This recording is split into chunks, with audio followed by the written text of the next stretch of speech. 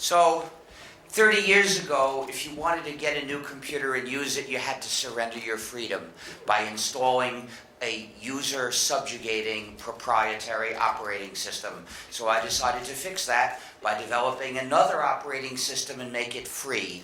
And it's called GNU, but most of the time you'll hear people erroneously calling it Linux.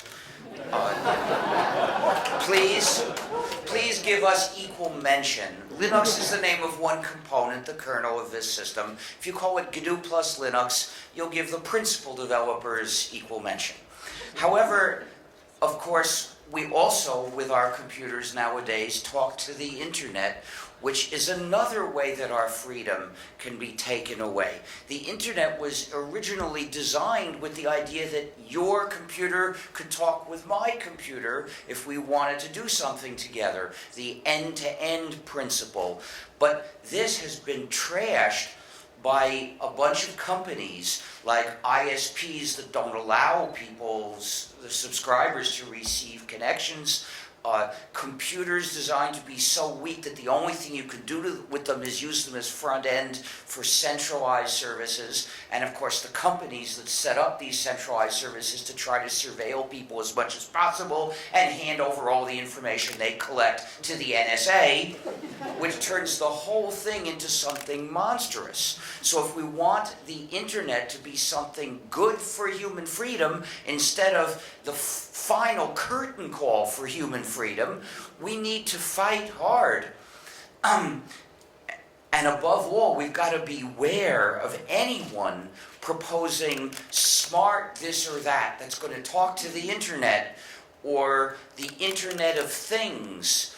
Their idea, I guess, is that every appliance in your house would be yet another surveillance opportunity for the NSA and also, if it's running non-free software, another way for companies to control you and probably have bad security so that they can that lots of others can mistreat you. I won't let any of the things in my domicile be part of the Internet of Things unless it's running free software and set up by people I know I can trust not to turn it into a tentacle of surveillance.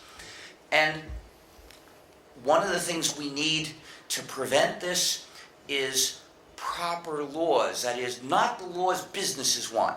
For instance, if we switch from using landline telephones to voice over IP, for that to be a step forward rather than a step back, we've got to make sure that common carrier laws that apply to landline telephones, except where they've succeeded companies have succeeded in purchasing the abolition of these good regulations.